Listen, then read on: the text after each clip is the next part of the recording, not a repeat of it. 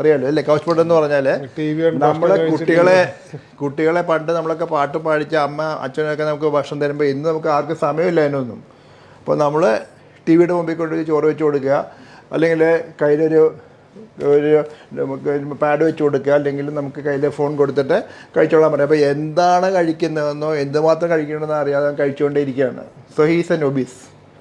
മറ്റൊന്ന് ഡോക്ടർ റോയ് പറഞ്ഞ പോലെ നമുക്കെല്ലാവരും മക്കളുടെ ഒക്കെ ഇപ്പോഴത്തെ കെയർ എന്താ വെച്ചാൽ അവൻ പഠിക്കണം, +2 80% വാങ്ങിക്കണം, അവന് എൻട്രൻസ് എഴുതണം. അതിനപ്പുറം നമുക്ക് കുട്ടികളുടെ ആരോഗ്യത്തെക്കുറിച്ച് നമ്മൾ ചിന്തിക്കുന്നേ ഇല്ല.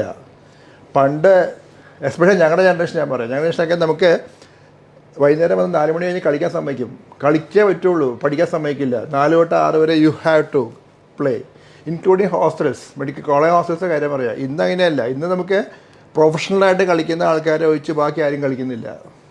ബാക്കി എല്ലാവരും ടി വിയുടെ മുമ്പിലിരുന്ന് കളി ആസ്വദിക്കാന്ന് പറഞ്ഞ് വാച്ചിരിക്കുക, അല്ലെങ്കിൽ സോഷ്യൽ മീഡിയ. ഇങ്ങനെ പോയി കഴിയുമ്പോഴത്തേക്കും ഈ പറഞ്ഞ പോലെ എക്സസൈസ് പറഞ്ഞ സാധനം 0 ആണ്. ഇത് രണ്ടും നമ്മൾ മാറ്റിയേ മതിയാവും.